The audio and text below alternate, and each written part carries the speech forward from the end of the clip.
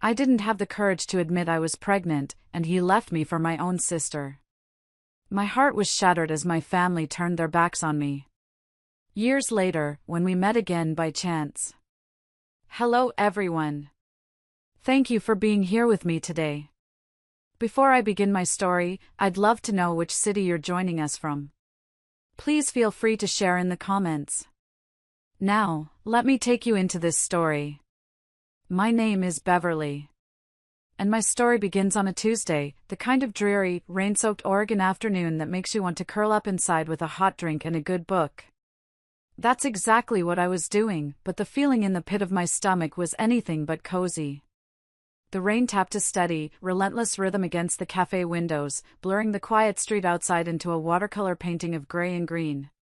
Inside, the air was warm and smelled of coffee and steamed milk, but I couldn't feel any of it. A chill had settled deep in my bones that had nothing to do with the weather. Only the low hum of the espresso machine and the occasional clink of a spoon against porcelain broke the heavy silence between us. I was sitting at a small corner table, my fingers wrapped so tightly around a cup of chamomile tea that my knuckles had turned white. The tea had gone lukewarm ages ago, but I didn't notice. My focus was entirely on the man sitting across from me. Arthur Brooks. He was staring out the window, his gaze fixed on the rain-slicked glass, avoiding my eyes. That should have been my first clue. He had this way of looking anywhere but at you when things got difficult. His jaw was tight, his shoulders tense. He was a million miles away, and a terrible, cold dread began to crawl up my spine. You see, I had come here with a secret. A beautiful, terrifying, life-changing secret tucked away inside me, a secret I had practiced revealing 100 times on the drive over. The words were sitting right on the tip of my tongue, ready to spill into the space between us. I had imagined his face when I told him. Surprise, at first. Then maybe a slow-spreading smile, that boyish, lopsided grin that I used to love so much. I imagined him laughing, pulling me out of my chair and spinning me around right there in the middle of the cafe. I was ready. I was so ready to look him in the eyes and say the 4 words that would change our lives forever, I'm having your baby. But I never got the chance. Before I could gather the last of my courage, he cleared his throat. The sound was like a stone dropping into a quiet pool, sending ripples of anxiety through me. He finally turned from the window, but his eyes only met mine for a fleeting second. Beverly, he began, his voice was uneven, hesitant. I need to tell you something. I blinked, my own carefully rehearsed words dying on my lips. A nervous laugh escaped me. That's funny, I whispered, my hand brushing against the rim of my cup. I was about to say the same thing. A strange look crossed his face, not curiosity, but something closer to panic. No, let me go first, he said, exhaling sharply as if the words were a physical weight he had to force out of his chest. He took a long, slow breath. You're an amazing woman, Beverly. Honestly. You deserve so much. My heart stuttered. That's the kind of thing men say when they're about to leave. It's the gentle, cowardly preamble to a goodbye. The cold dread from earlier turned into a solid block of ice in my stomach. But the truth is, he continued, his voice dropping, I've fallen in love with someone else. The words didn't just hang in the air, they seemed to echo off the walls of the nearly empty cafe, growing louder and louder until they were the only sound in the world. For a split second, I was sure I had misheard him. It felt like a line from a movie, too dramatic, too unreal to be happening in my life, in this quiet little cafe, to me. But then I looked at his eyes, which were once again fixed on the rain outside, and I knew. I hadn't misheard a thing. The world tilted on its axis, and my carefully constructed future shattered into a million tiny pieces. He wasn't looking at me. He couldn't even give me that. He was already gone. He kept talking, his tone awkwardly apologetic, as if he were explaining a dent in a borrowed car, not shattering a life. Please don't take it the wrong way, he mumbled, a phrase so ridiculous I almost laughed. These things just happen. We're just different people, you and I. Maybe I never really loved you the way you thought I did. Each word was a physical blow. My hands, resting on the table, started to tremble. I fumbled for a paper napkin, folding and unfolding it until the flimsy paper tore between my fingers. I kept my eyes down, fixed on the polished wood grain of the table, as if staring hard enough could keep me from shattering right there in front of him. I just nodded. Once, then again. A tiny, jerky movement of my head that felt like it took all the strength I had left. I don't want you to hate me, he added, finally glancing at her. His cowardice was almost more painful than his betrayal. He wanted to be the good guy, even now. And don't try to change my mind. It's over. The scrape of his chair against the floor was a sound of finality. He stood up, a tall, shadowy figure against the gray light of the window. He reached into his jacket, pulled out a few bills, and set them on the table with a soft thud. This should cover the check. Maybe your cab fare, too. My lips parted, but no sound came out. I couldn't speak. I couldn't breathe. My hair fell across my face like a curtain, hiding the complete and utter emptiness in my eyes. He lingered for a moment, clearly expecting something, tears, shouting, accusations, anything.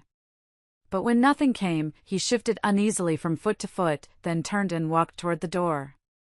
The little bell above it chimed faintly as it swung closed behind him, leaving only silence and the sound of the rain. I don't know how long I sat there, frozen in place. 5 minutes? An hour? The cafe, which had felt so cozy just a short while ago, now felt like a vast, cold cavern.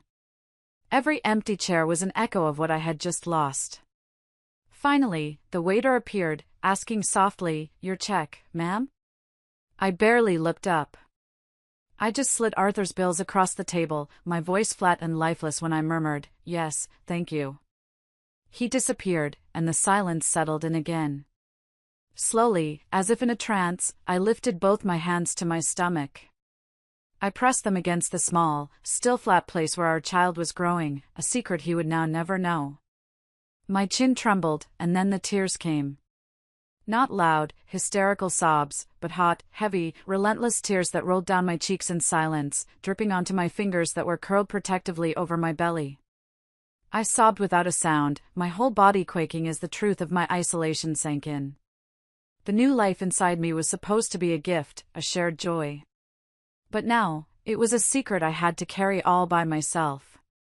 Eventually, I made my way out of the cafe and into the rain. I didn't take a cab. I just walked, letting the cold drops soak my hair and clothes. I don't remember the walk to my car. I don't remember driving. My body was on autopilot, but my mind was a vortex of pain and disbelief. Somehow, I found myself parked outside my mother's house. I just sat there in the car for a long time, the engine off, the only sound the rhythmic swish of the windshield wipers against the glass. I needed my mom. In that moment of complete devastation, all I wanted was my mother to hold me and tell me everything was going to be okay. That's what mothers do, right? With a deep, shaky breath, I got out of the car and walked to the front door, feeling like a lost child about to knock on the door of my own home. The house was quiet when I stepped inside, my wet shoes leaving faint marks on the worn linoleum floor. The familiar smell of my mother's lavender-scented cleaner hung in the air, but tonight it smelled sharp, almost suffocating. In the living room, the muted glow of a lamp cast long shadows across the beige carpet. My mother, Dolores, was sitting at the dining table, flipping through a stack of mail. My stepfather, Clifford, was there too, impatiently tapping at his watch as if he were counting down minutes he didn't want to spare. I hesitated in the doorway, clutching my bag against my chest like a shield. For a moment, I thought about turning around and leaving, keeping everything to myself. But the weight of what had happened was too heavy to carry alone. I needed someone. I needed my mother. "Mom," I said softly. My voice cracked in the silence. Her hands stilled on the envelopes. She lifted her gaze, her eyes flickering with a mixture of surprise and irritation. Beverly? What are you doing here? You look like a drowned rat. Nathan's. Arthur's gone, I managed to say, the name feeling foreign and bitter in my mouth. He left me and I'm pregnant. The word hung in the air, heavy and explosive. Clifford let out a low groan, leaning back in his chair. We're going to be late if we don't leave soon, he muttered, checking his watch again. My mother ignored him, for a moment. Her focus was fixed on me, but there was no softness in her eyes. Pregnant? The word came out sharp, like an accusation. I nodded, my throat tightening. Yes. I was going to tell him tonight, but he broke up with me before I could. Listen, honey, she began, her tone smoothing into something that was meant to sound reasonable but was as cold as ice. You're only 22. You have your whole life ahead of you. These things, they can be taken care of. Safely. Medicine is different now. You can't just throw your life away because of a mistake. A mistake. The word sliced through me like a knife. This tiny life, my baby, was just a mistake to her. Mom, it's not just something to get rid of, I pleaded, my voice trembling. It's my baby.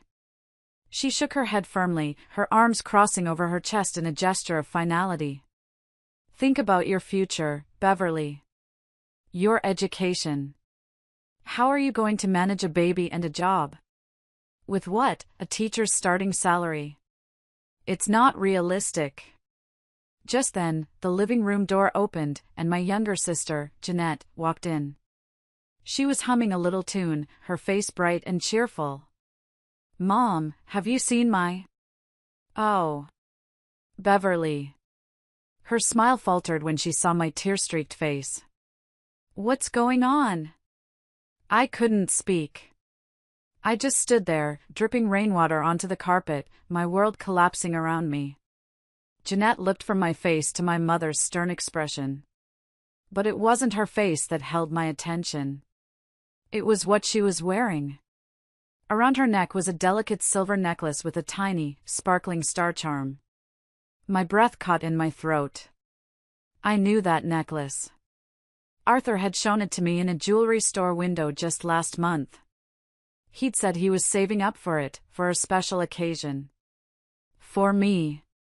And there it was, sparkling under the lamplight, resting against my sister's skin. The room started to spin. The pieces clicked into place with a horrifying, sickening clarity. The vague someone else suddenly had a face. A name. My sister's face. Where? I whispered, my voice barely audible. Did you get that necklace? Jeanette's hand flew to her throat, her eyes widening in panic. She looked at our mother, a silent plea for help. It was a gift, she stammered. From who? I pressed, taking a step forward. The ice in my stomach was now a raging fire. Beverly, stop it, my mother snapped. This is not the time. From who, Jeanette? I shouted, the sound tearing from my raw throat. Jeanette flinched, tears welling in her eyes. But they weren't tears of remorse. They were tears of a child caught doing something wrong. From Arthur, she finally whispered. We've been seeing each other for a few months. We're in love. It was a double betrayal. A wound so deep I didn't think I could ever recover. My boyfriend. And my sister. The two of them, together, behind my back. I looked at my mother, expecting, praying for some sign of outrage on my behalf.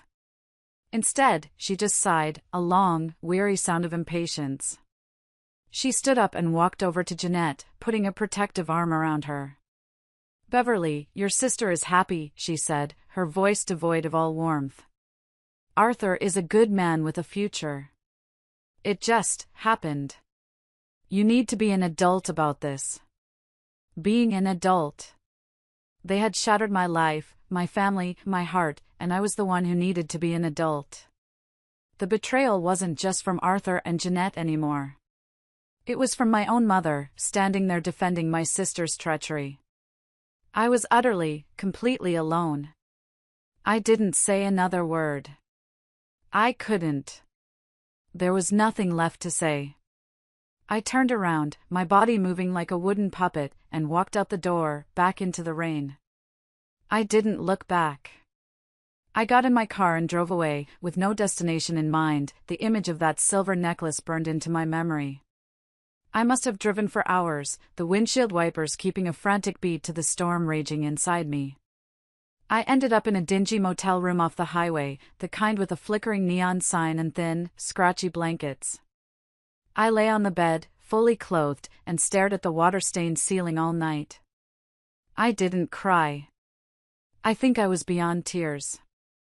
I was just empty. A hollowed-out shell. In that silence, as the darkness of the room pressed in on me, my mind drifted to a different time, a warmer time. I remembered summers as a little girl, running barefoot through my grandmother Harriet's apple orchard just outside of Eugene. I remembered the smell of freshly baked apple pie cooling on the windowsill, the sound of her laughter carrying across the yard. I remembered the feeling of her arms around me, strong and safe, how she'd listened to my childhood worries as if they were the most important things in the world. Back then, life had felt steady. Safe. That was it. That was the only place left to go. The next morning, I drove to the nearest bus station. I used the last of my cash to buy a one-way ticket to Eugene. I didn't pack a bag. I just left with the clothes on my back and the tiny, secret life growing inside me. The bus ride was long and quiet. I sat by the window, watching the suburban neighborhoods give way to open farmland. Fields damp with morning dew, old barns tucked against rolling hills. The air seemed lighter out here, cleaner. I closed my eyes, letting the rhythmic sway of the bus calm the storm inside my chest. I pressed a hand to my belly and whispered silently to the only person in the world who was truly on my side. We'll be okay somehow. We'll be okay. By the time the bus slowed into the small rural station, the clouds had broken, and thin rays of sunlight spilled over the platform. I stepped down, feeling tired and lost, and then I saw her. My Grandma Harriet. She was standing at the end of the platform, wearing her old, worn cardigan, a scarf looped neatly around her neck. Her silver hair caught the light, and her eyes, the kindest eyes I've ever known, softened the instant they landed on me. Without a moment's hesitation, she opened her arms wide. "Beverly, sweetheart," she called, her voice warm and steady, just as I remembered. The moment I fell into that embrace, the tight, painful knot in my chest finally loosened. Her hug smelled faintly of flower and wood smoke, a scent that carried me straight back to simpler days. For the first time since I'd walked into that coffee shop, I felt a tiny piece of my burden lift.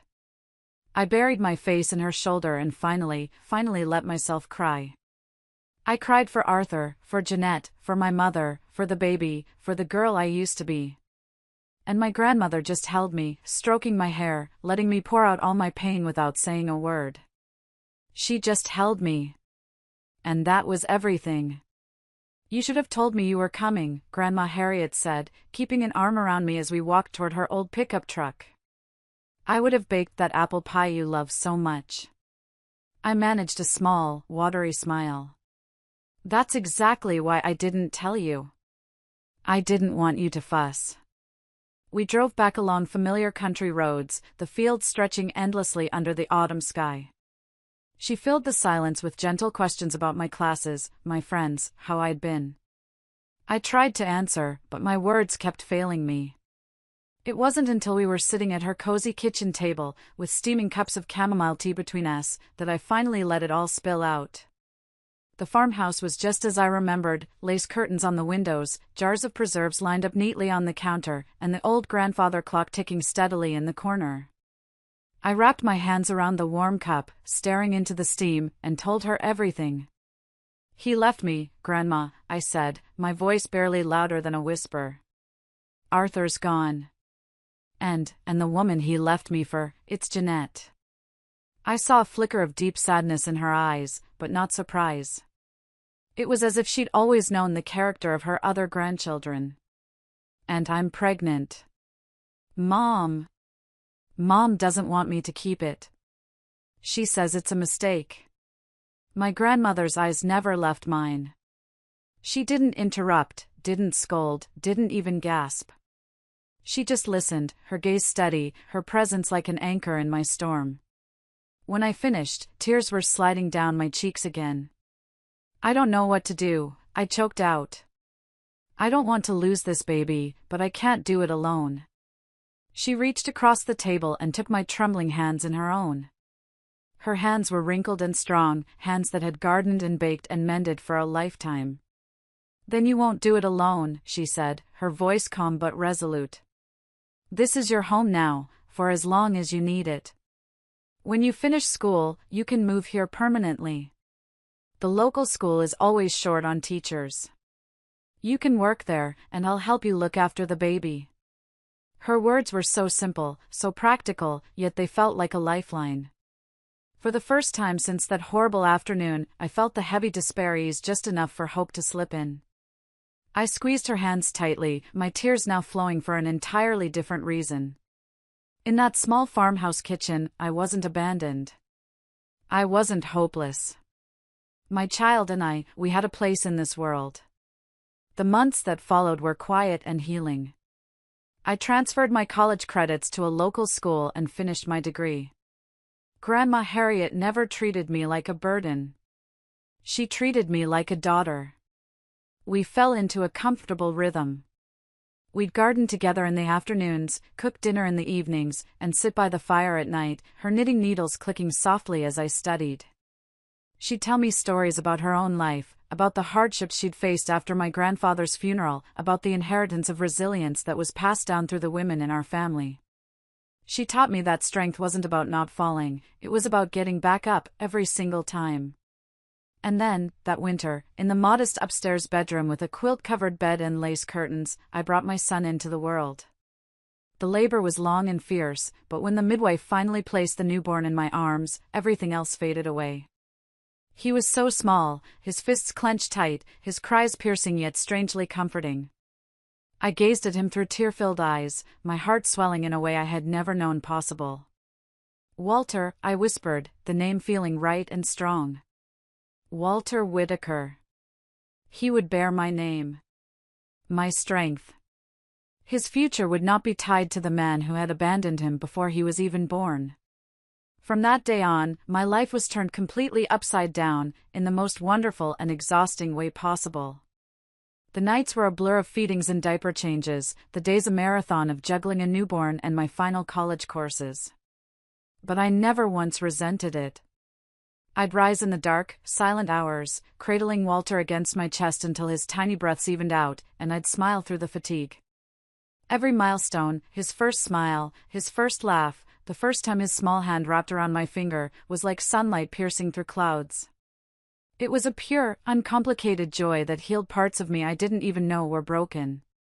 It wasn't easy. Money was so scarce I counted every penny. I took on part-time tutoring work, grading papers late into the night after Walter was asleep. But Grandma Harriet was my rock. She watched Walter when I had classes, cooked warm meals that kept us going, and always reminded me that persistence was stronger than despair. One step at a time, sweetheart, she would say, smoothing back my hair after a particularly long day. That's how you climb mountains. And so, I climbed. I defended my final thesis with Walter asleep in a carrier at the back of the room. A few professors raised their eyebrows, but no one could question my determination. By the time I graduated, a worn diploma in one hand and my beautiful son in the other, I had already secured a teaching position at the small elementary school just a few miles from the farmhouse. My first day, I stood before a classroom of bright-eyed second graders, chalk in my hand, and felt a profound sense of accomplishment. Walter was barely 2 years old, toddling around Grandma Harriet's living room while I taught, his happy giggles filling the farmhouse during my lunch breaks. Teaching had always been my dream, and now it was my reality. It wasn't just a job, it was my way of providing a stable, loving life for my son. Life was modest, but it was full. I didn't have much, but I had everything that mattered. Each evening, I'd walk home from school with papers tucked under my arm, my heart lifting when I saw Walter running to greet me at the gate, his face lighting up. He had my eyes and my stubborn chin, but his laugh was a sound of pure joy that echoed through the quiet countryside. The community embraced us. "You've raised a bright boy," neighbors would remark when Walter tagged along at the market. "He's so polite, so well-spoken. You must be proud." Proud didn't even begin to cover it. Walter was my anchor, my reason, my entire world. When loneliness crept in at night, when memories of Arthur and Jeanette's betrayal threatened to sting, I would just tiptoe into his room. I'd stand there, watching him sleep under his patchwork blanket, his small chest rising and falling, and I would know, with absolute certainty, that I had made the right choice. I had chosen the better path. I was determined to put every spare dollar into a college fund for him, to give him every opportunity one never had. Grandma Harriet remained the steady, guiding force in our lives. She delighted in rocking Walter to sleep, teaching him old songs, and sharing stories of my own childhood. The farmhouse became more than a refuge, it became the heart of our little family of 3. Years passed in that peaceful rhythm. I no longer thought of myself as abandoned. I thought of myself as whole, rebuilt into a new, stronger form. I was a mother, a teacher, and a granddaughter who had not let hardship destroy her. And every time Walter's laughter filled the house, I knew my life, though not the one I had once imagined, was exactly where it needed to be. Life in the small farming community settled into a steady, comfortable rhythm. I taught my students by day, graded papers at night, and poured every ounce of the rest of my energy into raising Walter. It was a full life, a good life, though sometimes, in the quiet moments after Walter was asleep and the house was still, a wave of loneliness would wash over me. I had long since stopped expecting romance or love. My son was my heart, my classroom my mission, and my grandmother my anchor. That seemed like it had to be enough. But life has a way of weaving people together when you least expect it. It happened one spring afternoon when Walter was 5. A big storm had blown through the night before, and a whole section of the old fence along our property had finally given way. I stood in the yard with Walter, staring at the broken posts, my brow furrowed in frustration. "Well, that's just great," I muttered, pushing a stray strand of hair out of my face. Walter, holding my hand, asked innocently, "Mom, how will we keep the deer out of Grandma's garden now?" Before I could answer, a voice called from across the field. "Need a hand with that fence?" I turned to see a man walking toward us. I recognized him as Franklin Green, a neighbor whose land bordered ours. He was a tall, broad-shouldered man with sun-weathered skin and the kindest eyes I'd seen in a long time. He was a carpenter by trade, a widower, and I knew from town gossip that he'd helped other neighbors with repairs more times than anyone could count. We'd exchanged pleasantries at the market, but nothing more. A touch of embarrassment colored my cheeks. "Is it that obvious?" I asked, gesturing to the collapsed fence. Franklin gave an easy, warm smile that made his eyes crinkle at the corners. "Don't worry about it. Happens to everyone out here sooner or later. I've got some spare boards in my truck. If you don't mind, I can have it fixed up in no time." I hesitated for a moment, a reflexive instinct to not accept help, to do everything myself. But then I looked at his open, honest face, and I nodded. "If you're sure, I'd really appreciate it." Walter was the one who warmed up to him first. While Franklin set to work, his movements efficient and strong as he hammered new boards into place, Walter peppered him with a million questions. Questions about his tools, about different kinds of wood, about how strong he was. Instead of brushing him off, Franklin answered every single question patiently, even letting Walter hold a hammer for a moment under his watchful eye. From that day on, Franklin began stopping by more often. Sometimes it was just to check on the fence, sometimes to drop off fresh eggs from his chickens, and sometimes just to say hello on his way home from a job. I noticed how Walter's face lit up whenever he saw Franklin's truck pull up. I saw how natural it was for my son to follow him around the yard, chattering endlessly, and how Franklin always listened with genuine interest. He spoke to Walter not like a child, but like a small person with important things to say. I was slower to open up. My past had left deep scars, and I guarded my heart carefully. But Franklin never pushed. His kindness was steady, his presence quiet but reassuring. He joined us for dinner once, then again, until it became a weekly habit.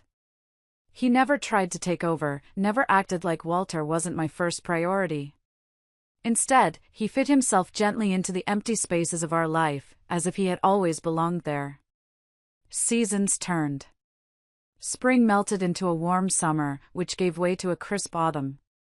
I found myself laughing more often, lingering in conversation with him on the porch long after Walter had gone to bed. We talked about everything and nothing. He told me about his late wife, who he had loved dearly, and the quiet years after she was gone. I, in turn, found myself telling him about my past, not all the painful details at first, but enough. I told him about being a young, single mother and the struggles I'd faced. He never offered pity. He only ever offered respect. I caught myself watching him, whether he was repairing a gate or just listening to one of Walter's long stories, and I realized that my chest didn't feel tight with fear anymore. It felt warm. It felt safe. I realized I was falling in love with him, and the feeling wasn't terrifying like it had been with Arthur. It was calm. It felt like coming home. A year after that first day with the broken fence, we were working in Grandma Harriet's little garden behind the farmhouse. The sun was warm on our backs. Walter was off chasing butterflies. Franklin was quiet for a long time, and then he put down his trowel, turned to me, and took my dirt-smudged hands in his. He knelt there, on one knee, in the soft earth of the garden. He didn't have a fancy box, just a simple, beautiful silver ring that he held in the palm of his hand.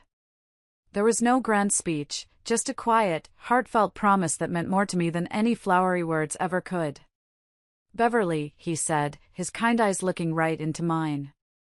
"I'm not trying to change your life or replace anything you've lost.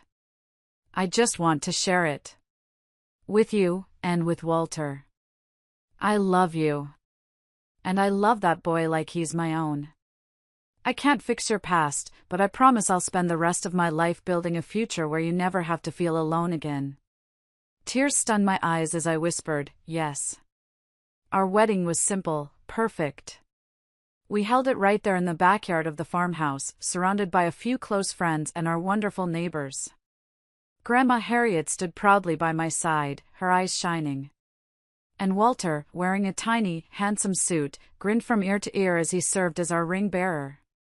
When the vows were spoken, and I became Mrs. Beverly Green, I felt like someone who had been given a second chance not just at love, but at happiness itself. Shortly after, Walter and I moved into Franklin's farmhouse, just across the field. Our two lives blended together seamlessly. The house that had been quiet for so long now echoed with Walter's laughter and playful shouts. For the first time in years, I would lay my head down at night, feeling my husband's steady breathing beside me, and my heart would feel completely, utterly at rest. It wasn't a dramatic, whirlwind romance. It wasn't rushed. It was steady, genuine, and real. And that was exactly what I had been searching for all along without even knowing it. Life with Franklin and Walter was a peaceful dream. Walter was 7 now, a bright, happy boy who adored Franklin and called him Dad. I loved my job, I loved my family, and the painful memories of my past had finally faded into distant, hazy shapes. I truly believed I had left them behind for good. Then came the annual second-grade field trip to the museum in Eugene. The morning was bright and clear, a perfect day for an adventure. I walked at the front of my class, a clipboard in my hand, while the children chattered excitedly behind me. Walter stayed close to my side, his small backpack bouncing as he kept pace with the group. We had a wonderful time at the museum, where the kids marveled at dinosaur bones and ancient artifacts. Afterwards, with some time to spare before catching the train home, I led them to a nearby city park. The air was fresh, the grass still damp. Children darted ahead to look at the fountains and flower beds, their happy voices mingling with the rustle of trees. I smiled, calling for them to stay together, feeling a deep sense of pride. Pride for my students, for my son, for the beautiful, stable life I had built from ashes. And then, as we rounded a path lined with benches, I froze. Not 20 yards away, near the edge of the park, stood a couple. A man and a woman. I recognized them instantly. Arthur. And my sister, Jeanette. My breath caught in my throat. Time seemed to bend, pulling me back 7 years to that rainy cafe, to the words that had broken me. But this wasn't the same charming man I remembered. Arthur's hair was thinner, his face tight with tension. He was arguing with Jeanette, his voice rising in an angry, almost desperate tone. Jeanette, dressed in a sleek blazer, stood with her arms folded, snapping something sharp and dismissive back at him. People passing by slowed to watch as their argument escalated. I could hear fragments of their shouting, accusations about money, about his long hours at work, resentment simmering just below the surface. Arthur gestured wildly, his face flushed with frustration. The man who had once seemed so confident and in control now looked weak and bitter. I stood rooted to the spot, my students gathering curiously around me. My heart was thudding, but not with the familiar ache of old wounds. To my surprise, I felt nothing. No longing, no anger, not even a spark of the old pain. All I felt was distance, as though I were observing two strangers having a bad day from behind a thick pane of glass. "Mom?" I looked down. Walter was tugging at my sleeve, his blue eyes lifting to mine, full of concern. "Are we going to keep walking?"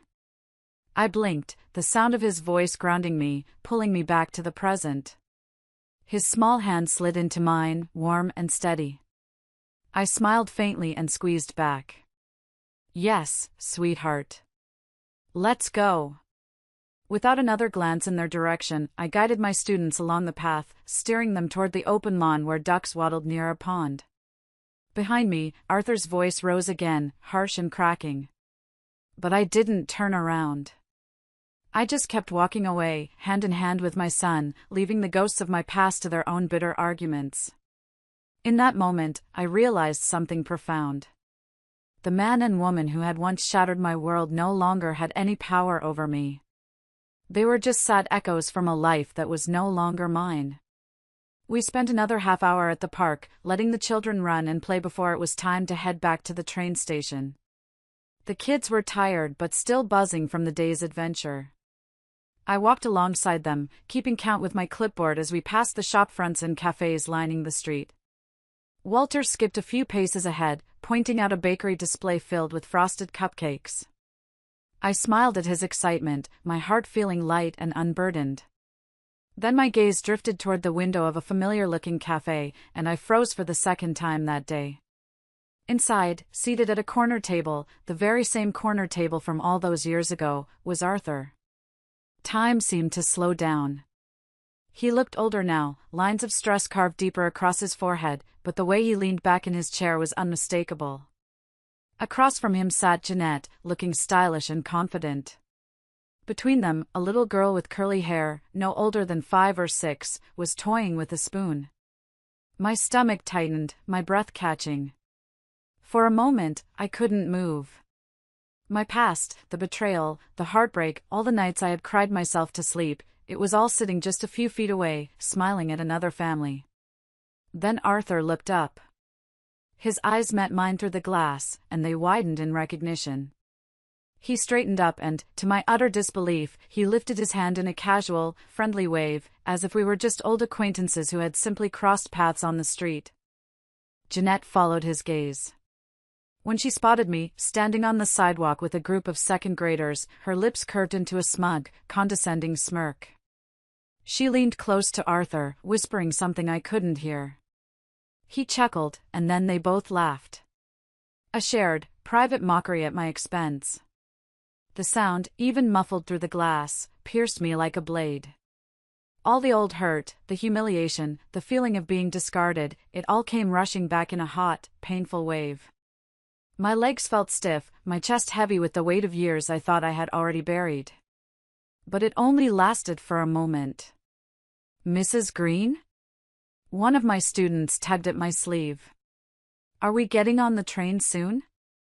Mrs. Green. The name was an anchor. I blinked, pulling myself back into the present.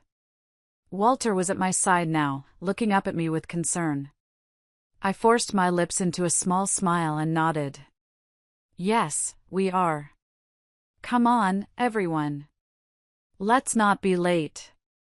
Gathering my class, I turned my back to the cafe. I turned my back on their laughter, on their judgment, on the entire miserable chapter of my life they represented. The voices, the memories, they could stay behind that glass. I guided the children swiftly toward the platform, my steps firm and purposeful. As we climbed aboard the waiting train, I heard a faint voice calling my name from behind. Beverly! I didn't turn. I ushered Walter inside, making sure every child was accounted for, my movements calm and deliberate. The doors slid closed with a soft hiss. The whistle blew, and the train lurched forward. Through the window, I caught one last glimpse of Arthur standing outside the cafe, his smile gone, his expression unreadable as he watched the train pull away. The train door closed, and it was like a final, definitive period at the end of a very long, very painful sentence. It was over. Truly over. I exhaled slowly, my heart steadying. The past had reached for me one last time, but I had chosen not to take its hand. The train door slid shut, a solid, final sound that separated my present from my past. As the train began to move, carrying me away from that street, away from that cafe, away from them, I felt a profound sense of release. I was finally, truly free. If you're still listening to my story, if you followed me on this journey from that rainy cafe to this very moment, would you do me a small kindness? Please take a second to like this video and just comment with the number 1 down below. It lets me know you're here, that you've been with me through all of this. Your support means more to me than you could ever know. Just type the number 1, and then let me tell you how the rest of my story unfolds. The train picked up speed, its wheels clattering against the rails with a steady, comforting rhythm. I guided my students to their seats, my teacher's voice calm and practiced as I counted heads one last time. Walter slid into the window seat beside me, pressing his small palms against the cool glass. He was quiet for a moment, his brow furrowed in thought. "Mom," he asked, his voice soft. "Who was that man?" "The one who was looking at you." My breath caught for a second, but I forced my shoulders to relax. I brushed a strand of hair from my face and smiled gently at him, a real smile this time. "Oh, him?" I said, my voice light. "Just someone who thought he knew me, sweetheart." "Probably a mistake." Walter studied my face for a moment longer, as if weighing my answer, then he seemed satisfied and nodded, turning back to the window to watch the city blur past. My own gaze followed his, and there he was. Arthur. He was standing alone on the platform now, his posture stiff.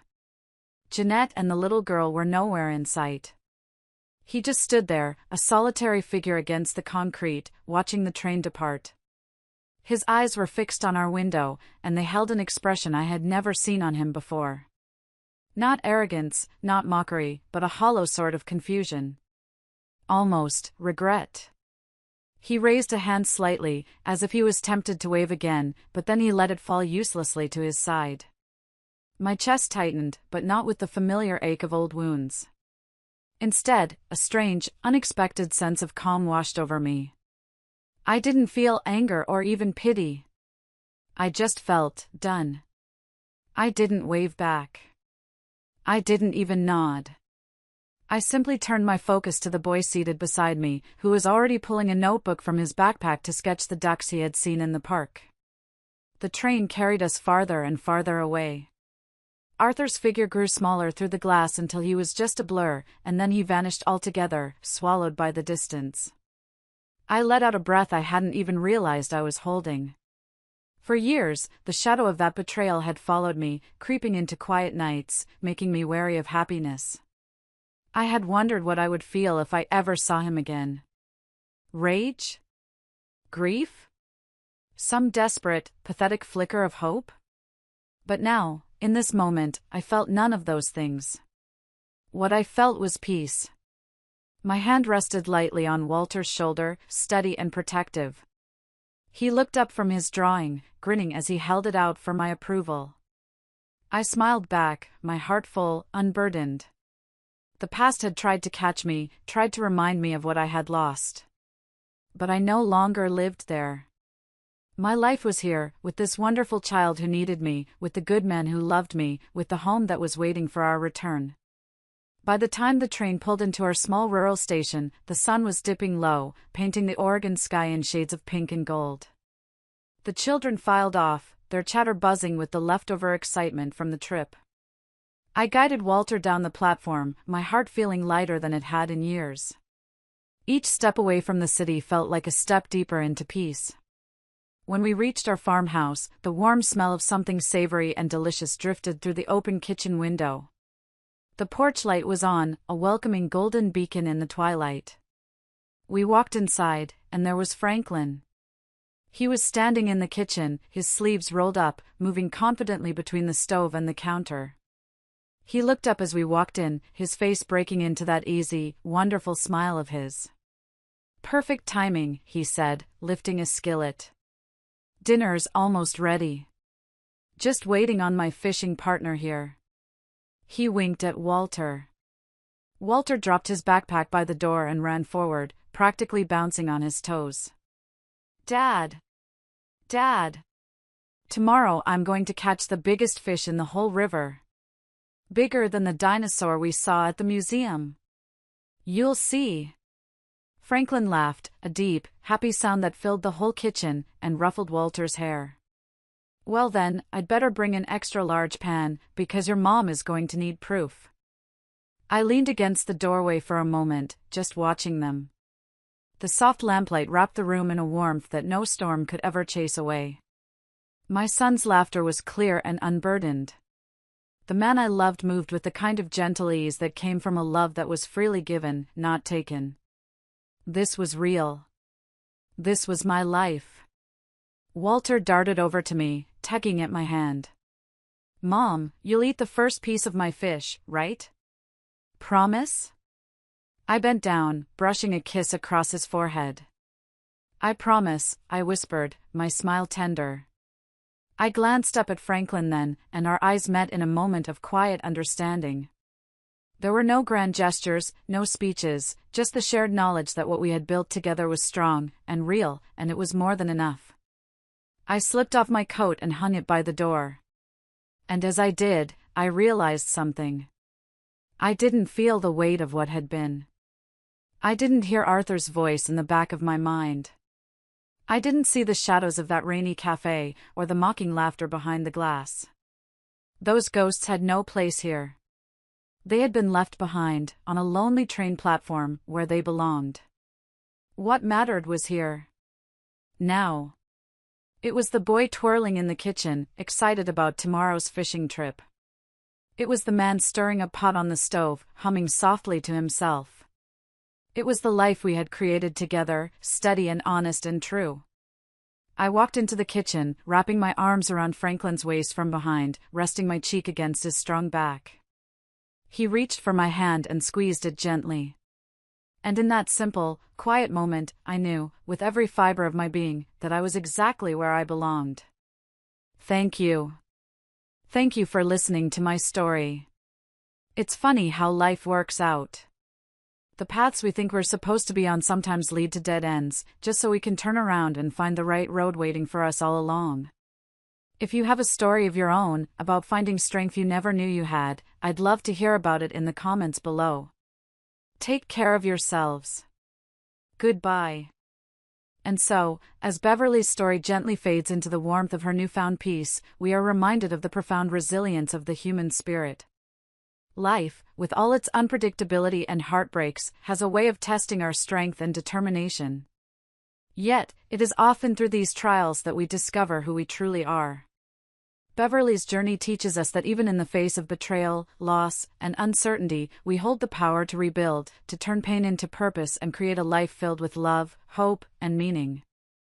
Her story is a testament to the importance of self-worth and the courage to choose what is right for ourselves, even when the world seems to pull us in every other direction. It shows us that the past does not define us, and that the future is always ours to shape. True happiness lies not in perfection, but in the quiet moments of joy, the bonds we nurture, and the strength we find within ourselves to keep moving forward. As you reflect on this journey, consider your own path. What challenges have you overcome? What lessons have shaped you into the person you are today? If Beverly's story resonates with you, leave a comment below or simply type good to share how this message has inspired you. Together, let's celebrate the beauty of resilience and the power of hope.